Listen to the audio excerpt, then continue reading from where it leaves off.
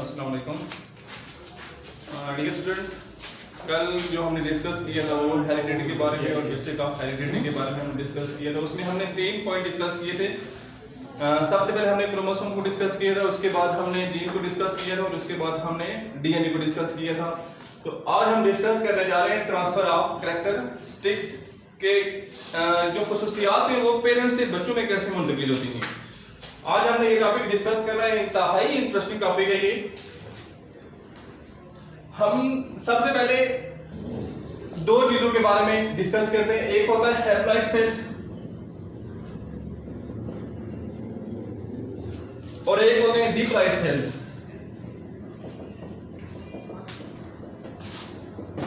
दो तरह के सेल होते हैं हमारी बॉडी के अंदर, एक होते हैं हैप्लॉइड सेल्स और दूसरे होते हैं डिप्लॉइड सेल्स। तो जो डिप्लॉइड सेल होते हैं, जो मैंने कल आपको बताया था कि इनको हम सोमैटिक सेल भी कह सकते हैं। द सेल विद, इसकी जो डेफिनेशन है डिप्लॉइड सेल की, the cell with complete number of chromosomes is called diploid cells. For example, इनको हम सोमैटिक सेल भी कह सकते हैं, जो हमारी बॉडी के सेल होते हैं। सोमैटिक सेल आपको पता है, कल मैंने आपको एक बात बताई थी कि जो सोमैटिक सेल होते हैं जो हमारी बॉडी के अंदर होते हैं, जो डेफिनेशन से आपको जाहिर हो जाएगा, the cell with complete number of chromosome. हमारी बॉडी के अंदर नंबर ऑफ क्रोमोसोम की तादाद कितनी है जी?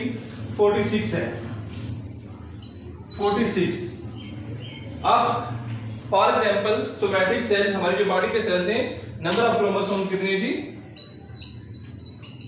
46। Example somatic cell. अब हम आते हैं हैप्लॉइड सेल पे। The cell with half number of chromosomes is called haploid cells. Half number of chromosomes. Half number of chromosomes is called haploid cells. अब यहां पर बात हो रही थी कंप्लीट नंबर ऑफ क्रोमोसोम की, यहां पर हम बात करें नंबर जो हाफ नंबर ऑफ क्रोमोसोम। अब जो इनकी एग्जांपल होगी, आपको पता होगा कि हमारी बॉडी के अंदर 2 तरह के सेल्स हैं। मैंने आपको पहले बता दिया है कि हैप्लॉइड सेल्स और दूसरे हैं डिप्लॉइड सेल। ठीक है, जो डिप्लॉइड सेल्स होंगे इनकी एग्जांपल होगी सोमैटिक सेल्स, और जो हैप्लॉइड सेल्स होंगे इनकी एग्जांपल कौन सी होगी जी? Germ cell. Germ cell always हमेशा कहां पाए जाते हैं? फीमेल के अंदर। ठीक है, तो यहां पर जो नंबर ऑफ क्रोमोसोम की तादाद कितनी है जी? Half number of chromosomes. अब हमारी बॉडी के अंदर नंबर ऑफ क्रोमोसोम की तादाद कितनी है? 46। अब 46 का हाफ क्या होगा? 23। यहां तक हैप्लॉइड सेल्स और डिप्लॉइड सेल्स का डिफरेंस आपको अच्छी तरह से समझ आ गया होगा कि जो डिप्लॉइड सेल होते हैं वो नंबर ऑफ क्रोमोसोम्स क्या होते हैं जी? कंप्लीट होते हैं, और उनकी एग्जांपल क्या है जी? Somatic cell. और जो हैप्लॉइड सेल होते हैं यहां पर क्या होता है जी? हाफ नंबर ऑफ क्रोमोसोम्स, और इनकी एग्जांपल मैंने आपको बता दिया क्या होती है जी? Germ cells. और यहां पर नंबर ऑफ क्रोमोसोम्स हाफ हो जाते हैं। 46 का हाफ क्या होगा जी? 23। आगे हम चलते हैं जी फर्टिलाइजेशन।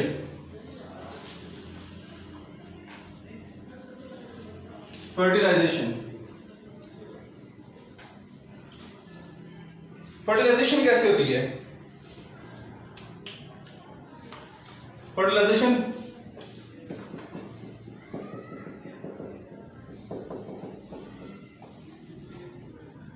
एक मिलेगा हमें फादर से स्पर्म, फादर से क्या मिलेगा हमें? स्पर्म, और मदर से क्या मिलेगा? ओवा। ठीक है, अब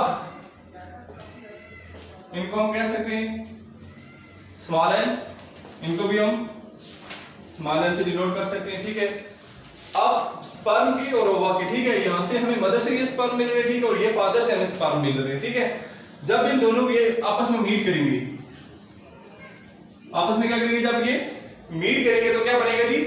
जाइगोट अब हम इनको कह सकते हैं ये एन और ये एन, ठीक है, इनको हम 2n कह सकते हैं। अगर सपोज हम ये करेंगे, यहां से हमें 23 क्रोमोसोम यहां से हमें मिले, फादर से 23 हमें मिले मदर से, ठीक है, तो अब ये 2n हो गए, ठीक है, और 23 और 23 को प्लस करें तो कितने हो जाएंगे हमारे पास 46 नंबर ऑफ क्रोमोसोम, ठीक है। 23 हमें फादर से मिले क्रोमोसोम, 23 हमें मदर से मिले। जब ये आपस में फर्टिलाइजेशन हुई तो क्या मिला, हमें मिला जाइगोट 2n, ठीक है। नंबर ऑफ क्रोमोसोम यहां पर क्या हो गए, कंप्लीट हो गए, तो 46 हो गए। अब जब न्यू बॉर्न बेबी प्रोड्यूस होगा तो उसमें फादर की भी कैरेक्टरिस्टिक्स पाई जाएंगी और मदर की भी पाई जाएंगी, ठीक है, क्योंकि हाफ यहां से हमें मिले क्रोमोसोम और हाफ यहां से मिले, तो जब ये आपस में मिले तो कंप्लीट नंबर ऑफ क्रोमोसोम हमारे पास एक आ गया, ठीक है, 46। अब जब न्यू बॉर्न बेबी प्रोड्यूस होगा तो उसमें फादर और मदर दोनों की कैरेक्टरिस्टिक्स, दोनों की खुसूसियात पाई जाएंगी। अब कुछ ऐसे भी कैरेक्टर होते हैं जी जो हमें फादर और मदर से नहीं मिलते, कुछ ऐसी भी कैरेक्टरिस्टिक्स, कुछ ऐसी भी खुसूसियात होती हैं ना तो हमें फादर से मिलती हैं ना ही हमें मदर से मिलती हैं, बल्कि वो जो कैरेक्टरिस्टिक्स होती हैं हम खुद अपनी बॉडी के अंदर डेवलप कर देते हैं। इनकी जो एग्जांपल है इनहेरिटेबल कैरेक्टर, वो आगे हम देखते हैं। इनहेरिटेबल कैरेक्टरिस्टिक्स,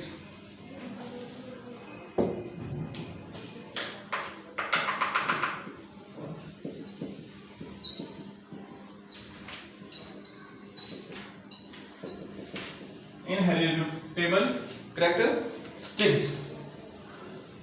अब ये जो इनहेरिटेबल कैरेक्टरिस्टिक्स हैं इसमें ये फादर भी और मदर भी दोनों की कैरेक्टरिस्टिक्स पाई जाएंगी, ठीक है। या मैं लिख लेता हूं आपकी फादर और मदर बोथ, दोनों की कैरेक्टरिस्टिक्स इस टेबल के अंदर इनहेरिटेबल कैरेक्टरिस्टिक्स के अंदर पाई जाएंगी, ठीक है। फॉर एग्जाम्पल अगर हमारे फादर के हेयर कलर ब्राउन है, ठीक है, तो जो बेबी प्रोड्यूस होगा, ठीक है, मे भी उसके भी ब्राउन हो सकते हैं, ठीक है। हेयर कलर की एग्जांपल हम दे सकते हैं, एक होगी। दूसरी, अगर आई कलर फादर की ब्राउन है या मदर की ब्राउन है, ठीक है, दोनों में से अगर फादर के या मदर के हेयर ब्राउन है या ब्लैक है तो बेबी के भी आगे ब्लैक या ब्राउन होंगे। अगर आई कलर दोनों में से फादर या मदर में से अगर आई कलर के जी ब्राउन और ब्लैक, तो जो बेबी होगा, ठीक है, उसकी भी अगर तो ब्राउन हुई तो ब्राउन होगी, अगर ब्लैक हुई तो ब्लैक होंगी, ठीक है। दोनों या फादर की या मदर की दोनों में से किसी एक की भी जो कैरेक्टरिस्टिक्स होगी वो आगे प्रोड्यूस किसमें हो जाएगी थी, न्यू बॉर्न बेबी में। आगे जो हाइट होती है ये भी काफी इफेक्टिव होती है, ठीक है, बहुत असरअंदाज होती है जी। अगर फादर की हाइट ठीक है 5 फुट है, ठीक है, तो बेबी की आगे जो प्रोड्यूस होगी, ठीक है, उसकी भी आगे ग्रोथ जब होगी तो उसकी भी अपने फादर या मदर के साथ मिलती जुलती होगी। आगे दूसरी एग्जांपल है non inheritable characteristics. Non inheritable characteristics,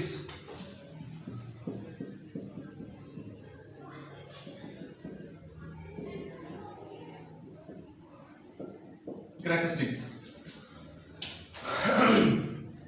अब ये उल्टा है, इनहेरिटेबल में हमने क्या देखा था कि फादर की और मदर की दोनों की कैरेक्टरिस्टिक्स मिलती जुलती थी, और ये उल्टा है, नॉन इनहेरिटेबल कैरेक्टरिस्टिक्स। ना ही यहां पर फादर की और ना ही यहां पर मदर की जो कैरेक्टरिस्टिक्स होंगी वो आगे जो प्रोड्यूस होगा बेबी उसके साथ उल्ट होंगी, उसके साथ मिलती जुलती नहीं होंगी, बल्कि खुद ही वो जो बेबी होगा वो अपने अंदर वो प्रोड्यूस करेगा, ठीक है, वो बर्न करेगा, वो जो कैरेक्टरिस्टिक्स होंगी उनको डेवलप करना स्टार्ट करेगा आस्ते आस्ते, ठीक है। जैसे फॉर एग्जांपल मैं आपको कह सकता हूं कि हमारी बॉडी के अंदर इम्यूनिटी, जब बेबी पैदा होता है तो पैदा होने के साथ ही अगर वो बीमार हो जाए तो अक्सर लोग कहते हैं कि ये मां के पेट के अंदर ये क्या था, बीमार था। तो ये कहना गलत है जी। क्यों गलत है? क्योंकि वो करेक्टर हमें फादर या मदर से नहीं मिला। जब बेबी बर्न हुआ, प्रोड्यूस हुआ, तो पैदा होने के साथ ही अगर वो बीमार हो गया तो हम ये कहना गलत कहेंगे कि ये माँ के पेट में ये बीमार था, लेकिन ये कहना गलत है, क्योंकि जब वो बाहर आया, ठीक है, तो उसके खिलाफ जो इन्वायरमेंट था और जो उसकी इम्यूनिटी थी वो इन्वायरमेंट के साथ मदाफत नहीं कर सकी, लड़ नहीं सकी, इसलिए वो क्या हुई, इम्यूनिटी उसकी क्या हुई, रेजिस्टेंस उसकी क्या हुई, कम हुई, और वो क्या होगा, बीमार पड़ गया। और इसको हम किसका नाम देते हैं? सिकनेस का भी नाम दे सकते हैं, सिकनेस का भी नाम दे सकते हैं। आगे हम दूसरी एग्जांपल इसकी कह सकते हैं नॉन इनहेरिटेबल के हवाले से इंटेलिजेंस की भी। एक एग्जांपल इम्यूनिटी की होगी और दूसरी इंटेलिजेंस। ये भी किसी हद तक नॉन इनहेरिटेबल के साथ मिलती जुलती है। अगर हम सोचना स्टार्ट करें वो तो हो जाएगी हमारी इनहेरिटेबल, ठीक है। अगर हम आस्ता आस्ता सोचना छोड़ दें, ठीक है, दिमाग को यूज करना छोड़ दें, तो फिर ये जो हमारी इंटेलिजेंस होगी वो भी आस्ता आस्ता क्या हो जाएगी जी, लो होती जाएगी। और एक वक्त ऐसा है कि बिल्कुल हमें कुछ याद नहीं रहेगा, ठीक है, हमारी मेमोरी क्या हो जाएगी, बिल्कुल वीक हो जाएगी, ठीक है। एग्जांपल ऑफ इनहेरिटेबल कैरेक्टरिस्टिक्स की जो एग्जांपल है वो मैं आपको बताता हूं कि एग्जांपल ऑफ इनहेरिटेबल कैरेक्टरिस्टिक्स की जो एग्जांपल है। अब एक बात आप लोगों ने याद रखनी कि कोई भी ट्रेट होगा हमारी बॉडी के अंदर तो उसको कंट्रोल कौन कर रहा होगा, जीन कंट्रोल कर रहा होगा। कौन कंट्रोल कर रहा होगा जी, जीन कंट्रोल कर रहा होगा। सपोज हम फर्ज करते हैं कि हमारे पास एक, अगर हमारी बॉडी के अंदर जो जीन है वो क्या जी, ब्राउन आई है जी, तो आगे जो बेबी प्रोड्यूस होगा, ठीक है, उसकी भी आप क्या सकते हैं कि उसकी भी ब्राउन होगी, ठीक है। अब ये ब्राउन या तो फादर की हो सकती है या फिर मदर की हो सकती है। इसी तरह अगर ब्लैक हूं, दोनों में से फादर या मदर की, दोनों में से किसी एक की भी, अगर फादर की ब्लैक है मदर की ब्राउन है, ठीक है, तो मे भी यहां पर क्या हो जाए, ब्लैक ही आ जाए, ठीक है। अगर जो बेबी प्रोड्यूस होगा तो उसकी भी आइस कलर क्या होंगे, ब्लैक हो। अगर एक बात जो मैं आपको बताने लगा हूं कि ब्राउन पिगमेंट के हवाले से,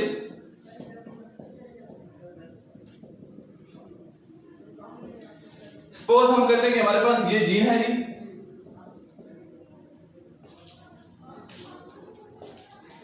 अब ये रिलीज कर रहा है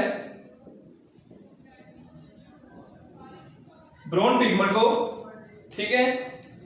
अब अगर तो कंसंट्रेशन ज्यादा हुई किसकी, ब्राउन पिगमेंट की, तो कलर कौन सा आएगा जी आगे, ब्राउन। अगर ब्राउन पिगमेंट की कंसंट्रेशन बॉडी के अंदर जो जीन है उसकी कंसंट्रेशन क्या हुई, कम हुई, तो क्या आएगा जी आगे, ब्लैक, ठीक है। आगे ग्रीन, हजल, ब्लू, ग्रीन, हजल, ब्लू, ये तीन पिगमेंट है हमारे पास। अगर यहां पर ग्रीन पिगमेंट की कंसंट्रेशन हुई ज्यादा है तो कलर हमारे पास कौन सा आएगा जी, ग्रीन आएगा, ठीक है। अगर हुई इंटरमीडिएट तो कौन सा कलर आएगा, हजल। अगर ग्रीन पिगमेंट की कंसंट्रेशन हुई कम तो कौन सा कलर हमारे पास आएगा जी, ब्लू, आइस कलर का, ठीक है।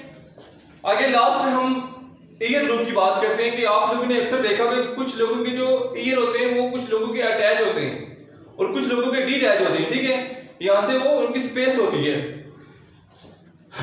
तो ये क्यों होती है जी, ये भी अगर तो फादर के ईयर लूप यहां पर अटैच हैं तो मे भी आगे जो बाद बेबी प्रोड्यूस हो तो उसके भी जो ईयर लूप हो वो भी क्या उसके साथ अटैच हो। ये one generation to next generation, ठीक है, एक नस्ल से दूसरी नस्ल तक जो खुसूसियात ट्रांसफर हो रही हैं।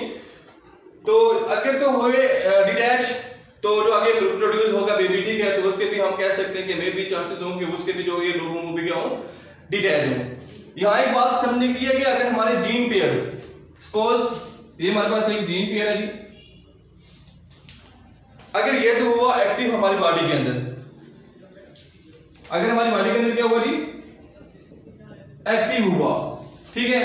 तो फिर जो हमारी ईयर लूप होंगी वो क्या होंगी जी, अटैच। ये बात समझने की है क्या जी, अगर हमारी बॉडी के अंदर जो जीन पेयर है वो अगर एक्टिव हुआ तो क्या जो हमारे ईयर लूप है वो क्या होंगे जी, अटैच। अगर इनएक्टिव हुआ दूसरी कंडीशन में तो फिर क्या होगा जी, डिटैच। तो बच्चों ये था हमारा आज का टॉपिक और इसी के साथ हमारा ये चैप्टर नंबर 2 था वो कंप्लीट हो गया है। तो इसमें हमने जो बातें डिस्कस की हैं, आज जो हमारा टॉपिक था कि ट्रांसफर ऑफ कैरेक्टरिस्टिक्स के जो खुसूसियात हैं वो पेरेंट्स से बच्चों के अंदर कैसे मुंतकिल होती हैं वो हमने बहुत ब्रीफली डिस्कस की हैं। तो इंशाल्लाह मुझे उम्मीद होगी कि आपको ये सारी की सारी बातें अच्छे तरीके से समझ आ जाएंगी। तो इसी के साथ मैं अपना ये आज के लेक्चर खत्म करता हूँ। अल्लाह हाफिज, अपना ख्याल रखिएगा।